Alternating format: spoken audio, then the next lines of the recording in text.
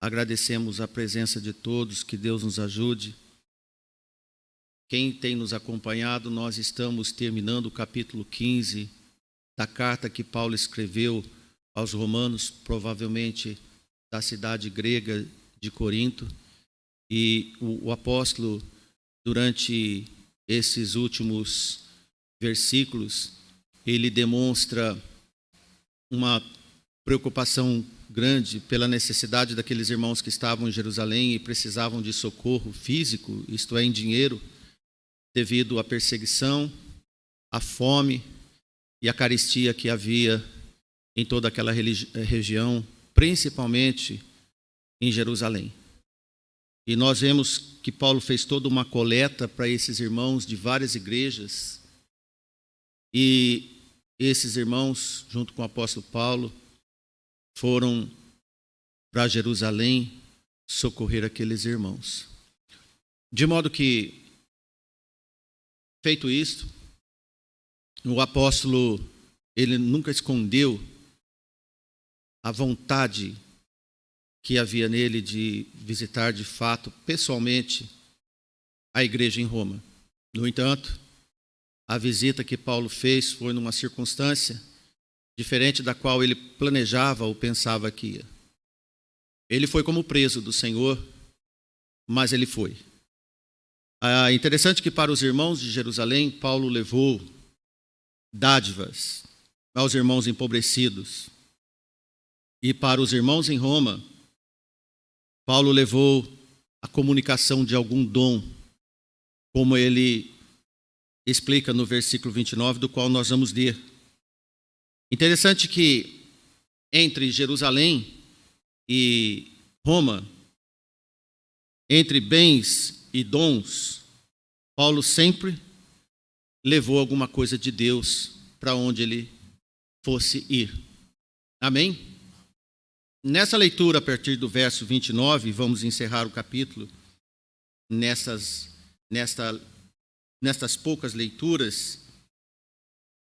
E bem sei que, indo ter convosco, chegarei com a plenitude da bênção do Evangelho de Cristo, e rogo-vos, irmãos, por nosso Senhor Jesus Cristo, e pelo amor do Espírito, que combatais comigo nas vossas orações por mim a Deus, para que seja livre dos rebeldes que estão na Judéia, e que esta minha administração que em Jerusalém faço seja bem aceita pelos santos, a fim de que, pela vontade de Deus, chegue a vós com alegria e possa recrear-me convosco. E o Deus de paz seja com todos vós. Amém. Amado Deus, nós te agradecemos por este momento, pedimos a sua sapiência, que possamos saber discernir as coisas escritas espiritualmente, também de forma espiritual, de acordo com a sua vontade. Pedimos, Senhor, com rogos, que os nossos irmãos e amigos ouvintes possam estar com seus corações dilatados para poderem, junto conosco, aprenderem mais da sua vontade. Assim seja, Senhor, em nome do seu Filho amado. Amém. Como você observa nessa leitura que nós encerramos, o apóstolo, ele demonstra uma vontade que ele fosse bem aceito pelos irmãos em Jerusalém. Pelos irmãos de Jerusalém ele foi bem aceito, mas pelos judeus de Jerusalém ele não foi bem aceito. Por isso que Paulo foi encaminhado como um preso do Senhor para a tão sonhada viagem a Roma. E ele escreve, sabendo que eu bem sei, indo ter convosco, direcionando aos irmãos de Roma, sabendo que ele não ia para lá, mas ele ia para Jerusalém, ele disse que quando chegasse lá, chegaria com a plenitude da bênção do Evangelho de Cristo. Aliás, qualquer homem de Deus, qualquer servo do Senhor, qualquer lugar que chegar, em oração, preparado no Senhor, ele deve chegar com a plenitude da bênção de Deus. De fato, ele alcançou essa plenitude das bênçãos de Deus, porque esse era um modo de expressão do próprio hebraico, quando a significância desta frase é com bênção completa e abundante, sem faltar em nada. Paulo já havia expressado esta confiança quando logo no início, no primeiro capítulo desta carta, eu gostaria que o irmão se pudesse projetar o versículo 11 e 12 do capítulo 1, Paulo escreve assim: porque desejo ver-vos para comunicar algum dom espiritual, a fim que sejais confortados, isto é, para que juntamente convosco eu seja consolado pela fé mútua, assim vossa como a minha. Mútuo é comum. E Paulo diz que certamente quando eu chegar e encontrar vocês, eu quero comunicar algum dom espiritual. Ele não diz de obra da carne, mas quando nós consultamos Gálatas 5:22, foi pauta de alguns comentários longos nos nossos estudos às quintas-feiras, nós vemos que aqueles 9 dons especiais do Espírito, que comporta na nova criatura, no novo crente, no servo, na serva do Senhor, e que faz modificações fundamentais na vida de qualquer convertido, quando nós vemos sobre esses dons, sobre o amor, o gozo, a paz, a longanimidade, benignidade, bondade, fé, mansidão e temperança. Na verdade, Paulo ele já era esse comportamento na vida, e ele era esse comportamento espiritual ambulante, onde fosse, ele estava transmitindo essas características do Espírito Santo aos irmãos.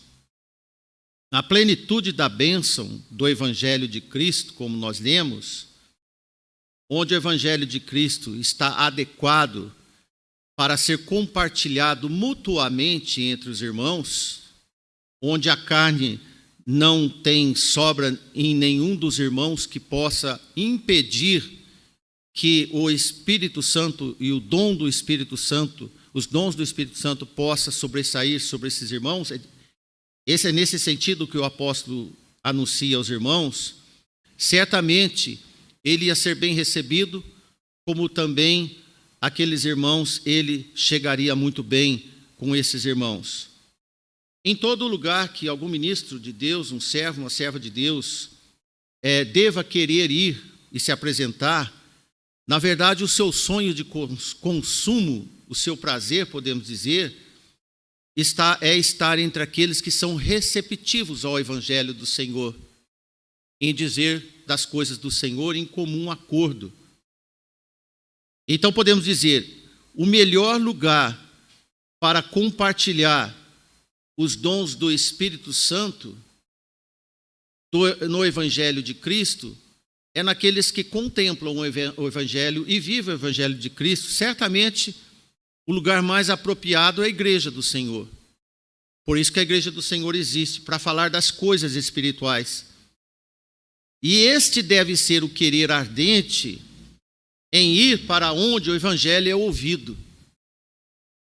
Já pensou se todas as nossas opções de indas e vindas fossem um dos itens apreciados de o Evangelho ser permitido ser ouvido? Porque onde o Evangelho não pode ser anunciado, não pode ser permitido, não vou ser bem recebido, porque eu sou o Evangelho de Cristo para falar.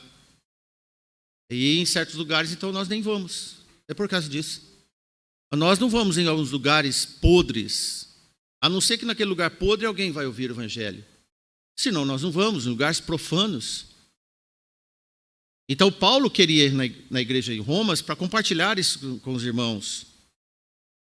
Embora, como nós já repetimos várias vezes, ele não foi do modo que ele gostaria de ir, Embora ele foi confinado e vigiado por toda uma guarda pretoriana,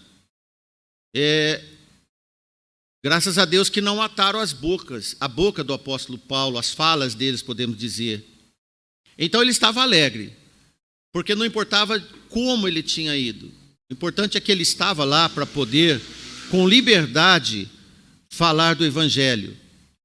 Em Atos 28, apenas 2 versículos novamente, nós vemos relato de Paulo em Roma, e Paulo ficou 2 anos inteiros na sua própria habitação que alugara, e recebia todos quantos vinham vê-lo, pregando o reino de Deus e ensinando com toda a liberdade as coisas pertencentes ao Senhor, sem impedimento algum.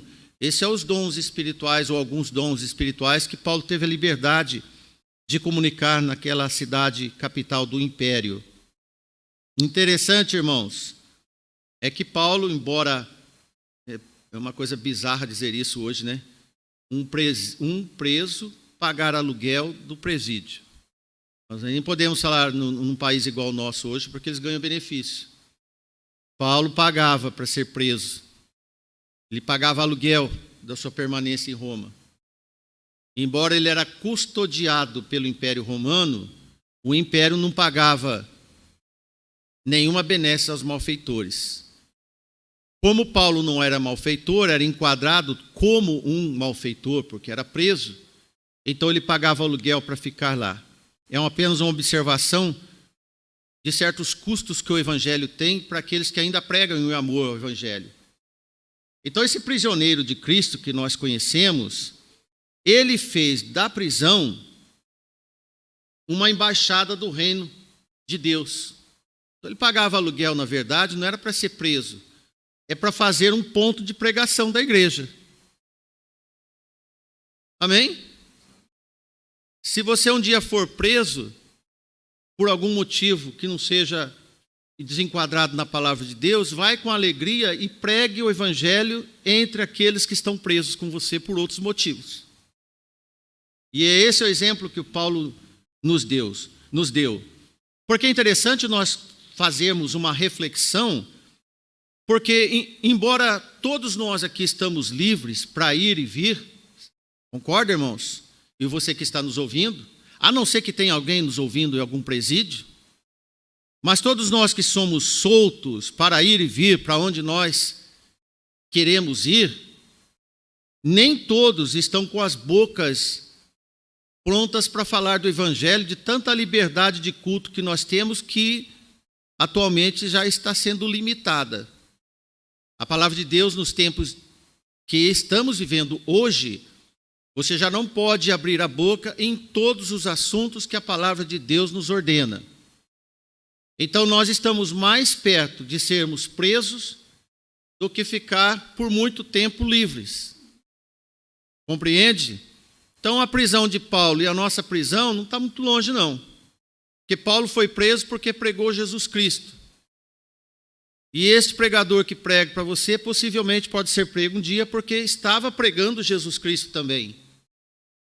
Não tenho do que me lamentar pelo peso da cruz de Cristo que temos que carregar.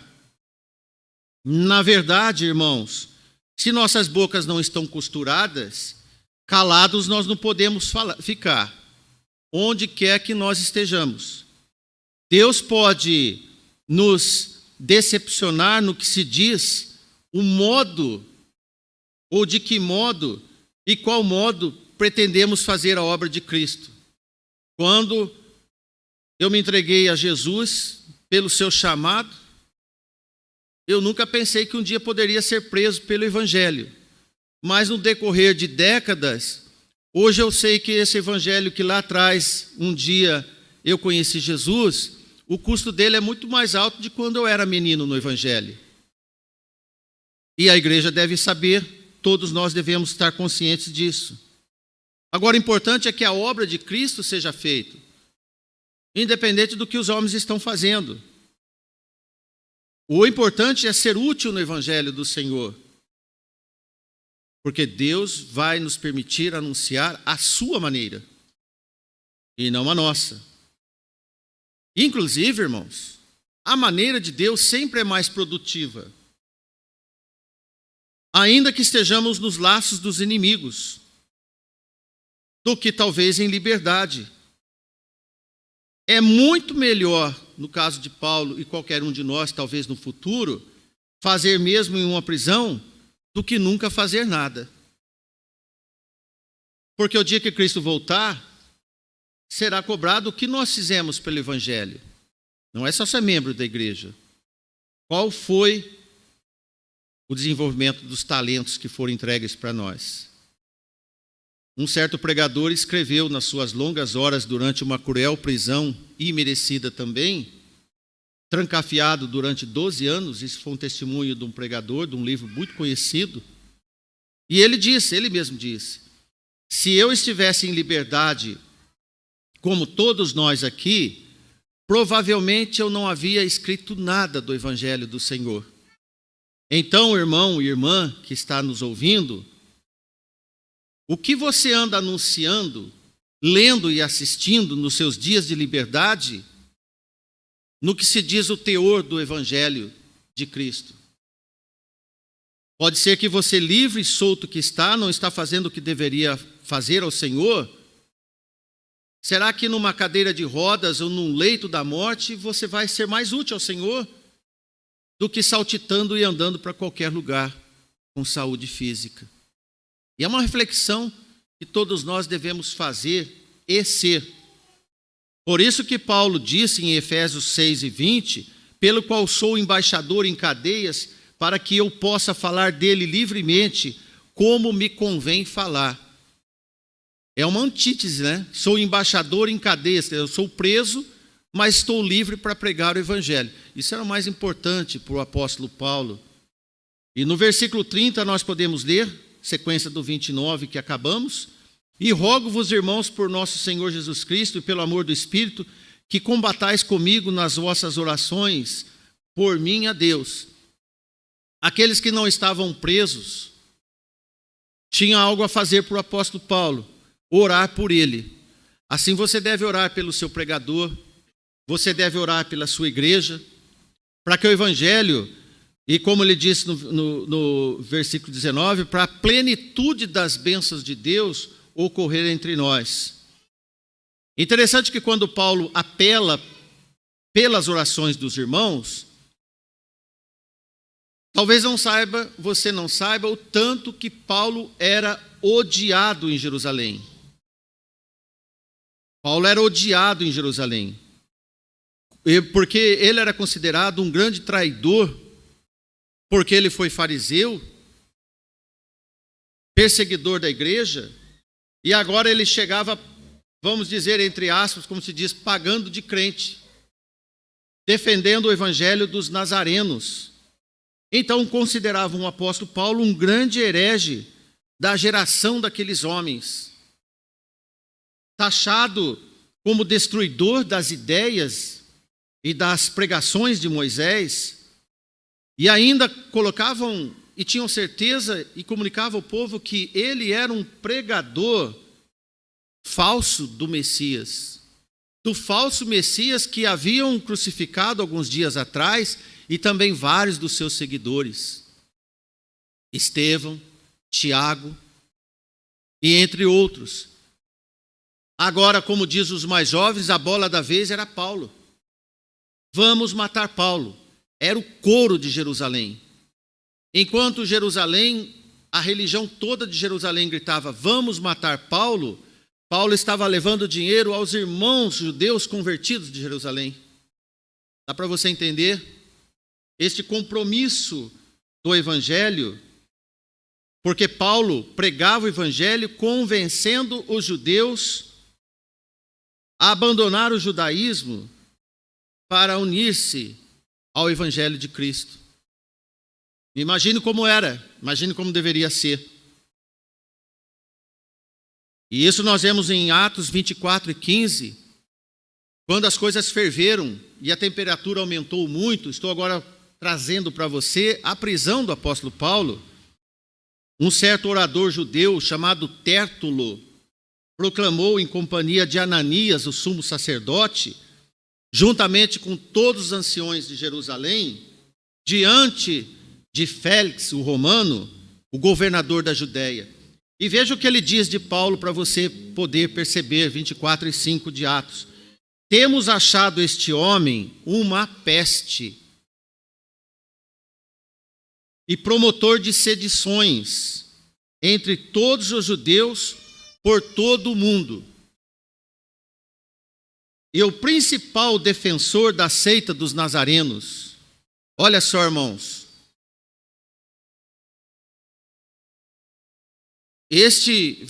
Essa leitura que acabamos de fazer é a forte evidência de como Paulo foi para um lugar onde certamente ele ia ter problemas.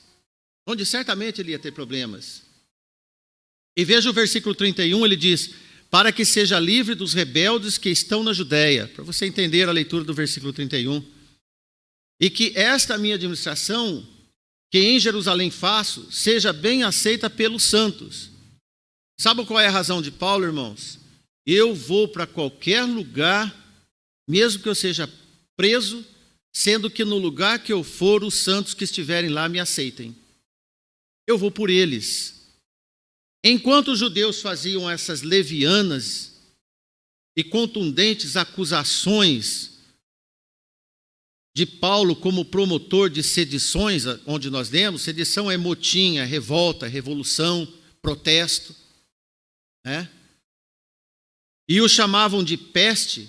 Peste, você sabe, tivemos um vírus esses dias. É uma doença. Então diziam que Paulo era uma doença em Jerusalém e em todo o mundo. E esses judeus diziam sobre Paulo, e Paulo dizia que eles eram incrédulos, desobedientes a Deus, rebeldes e infiéis. O apóstolo referia-se aqui aos judeus teimosos, obstinados, que se mostravam impiedosos, inimigos dos nossos primitivos irmãos. Sabemos que eles negaram acolher Jesus, o Messias, e também não queriam dar crédito aos mensageiros de Cristo. Essa foi a igreja do primeiro século, irmão. Não pense que depois que Jesus foi crucificado as coisas foram fáceis, não. Para a igreja estar viva nesse dia que é hoje, muitos entregaram literalmente as suas vidas. Então, nós vemos que Paulo estava numa situação difícil e Paulo não deixou de pregar o evangelho. Paulo não podia esperar qualquer coisa ou qualquer benevolência ou piedade desses homens.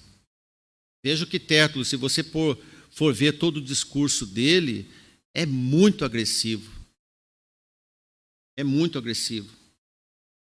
Os judeus incrédulos já haviam assassinado o próprio Messias, como disse para os irmãos, o Jesus de Nazaré, por isso seita dos nazarenos, como nós vemos Tértulo escrever, principal defensor da seita dos nazarenos, Jesus de Nazaré.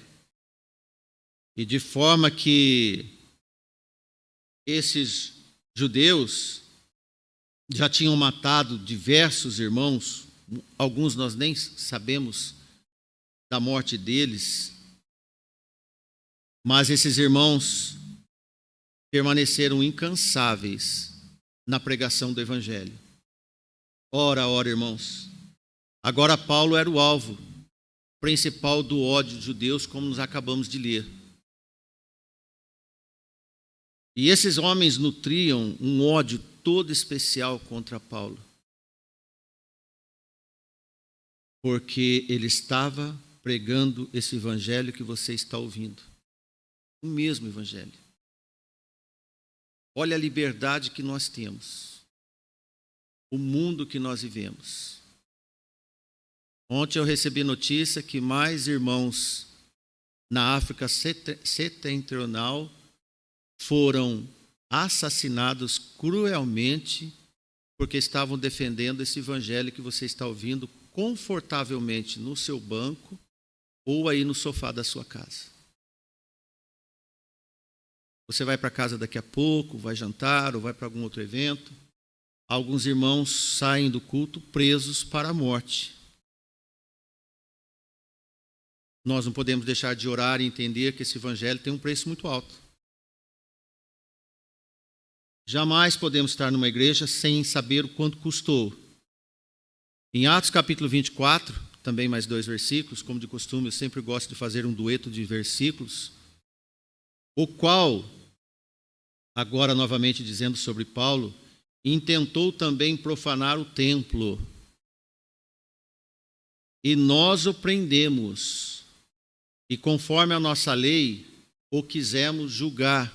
Aí, irmãos, os judeus. Mas, sobrevindo o tribuno Lísias, nolo tirou entre as mãos com grande violência. O tribuno era parte dos romanos. Tipo, deixa nós julgarmos o que nós vamos fazer com ele, o que nós fazemos com Cristo. Mas ele frustrou nossa expectativa de matar Paulo e nos tirou com muita violência. Não deixaram nós matar Paulo. E a violência de tirar Paulo da mão deles foi maior que a própria morte que eles esperavam fazer com Paulo. Estranho, né? Sem dúvida, irmãos, não pense de outra forma. Eles estavam certos, não só do desejo, mas que iam assassinar o apóstolo Paulo. Ele era o próximo da fila desse abatedouro de crentes. Nenhuma outra pessoa entre todos os cristãos era tão candidato para poder deixar claro o ódio como exemplo contra a palavra do nosso Senhor Jesus Cristo. E Paulo foi o escolhido para ser esse mártir. Ora, irmãos, Paulo sabia o que aqueles homens já tinham feito. E também sabia que não teria misericórdia de forma alguma contra ele. E não era a primeira vez. Mesmo assim, Paulo, destemido de Deus, não se obstou, isto não deixou de ir para Jerusalém. Por que será, irmãos? Porque lá tinha a igreja do Senhor. A igreja do Senhor que muitos não dão valor. A igreja do Senhor que estava lá em Jerusalém no meio de todo esse tormento. E aqueles irmãos precisavam de socorro. Como eu disse para os irmãos, eles passavam fome e perseguição.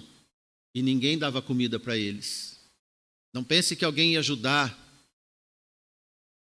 Deixa morrer. Nós não vamos matar, mas eles morrem de fome, de necessidade. Escolheram seguir a Cristo, que Cristo dê comida para eles. Que Cristo venha ajudar eles. Não estão dizendo que Cristo ressuscitou? Ressuscita eles também.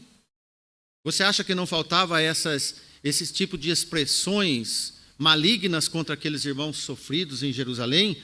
Como que o apóstolo poderia passear em Roma, mesmo para pregar o evangelho, se não fosse dar socorro para aqueles irmãos? Isso chama-se amor de Deus.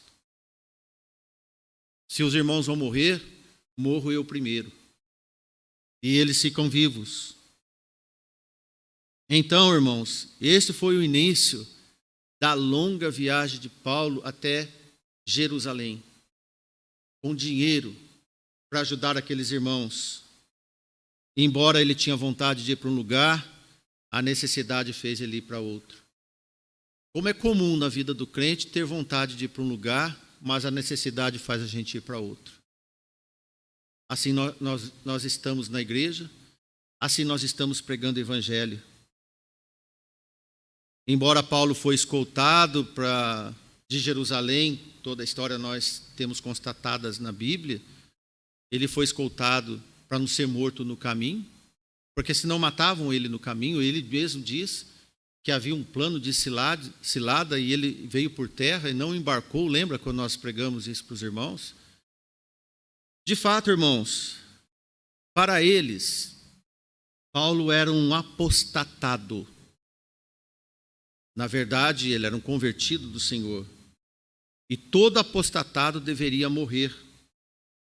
Mas para o Senhor, irmãos, Paulo era um homem que seria recebido na glória eterna. Por Jesus viveu. Quando alguém diz, eu vivo por Jesus, é melhor que você saiba o que está falando. Porque geralmente quem diz que eu vivo por Jesus, deve estar disposto para morrer neste mundo. Entende? Todas as viagens dos santos são dotadas desses passaportes, como o carimbo da marca de cruz. Como embaixadores do reino eterno, nosso passaporte tem o carimbo de Jesus. E devemos estar cientes que especialistas devemos ser para as atividades do reino eterno.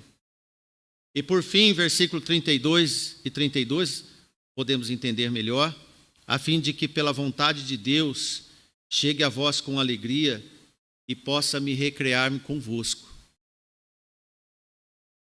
E o Deus de paz seja com todos vós. Amém.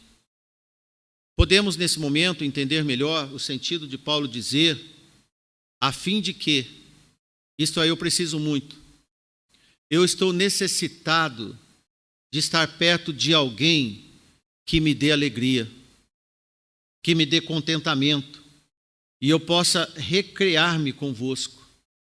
Depois dessas perseguições todas, Deus me livrou da morte. Então agora resta para mim muita alegria com os irmãos. Esta é a nossa alegria, de estar vivo no serviço do Senhor. E não em outros eventos particulares, mas sim pela graça de Deus. E como diz de graça de Deus, a paz de Deus seja com todos nós também. Vamos precisar. A paz de Jesus, que João escreveu, eu dou a minha paz, a paz que o mundo não pode dar. Só Jesus pode dar. Na paz de Jesus, a morte deste mundo para nós não faz medo algum, mas faz sentido quando a morte tem o peso da cruz, porque Jesus está conosco. De fato, irmãos, esses 2 últimos versículos aconteceram, porque ele disse antes de acontecer, glória a Deus por isso. Deus sempre nos dá o refrigério. Uma boa noite a todos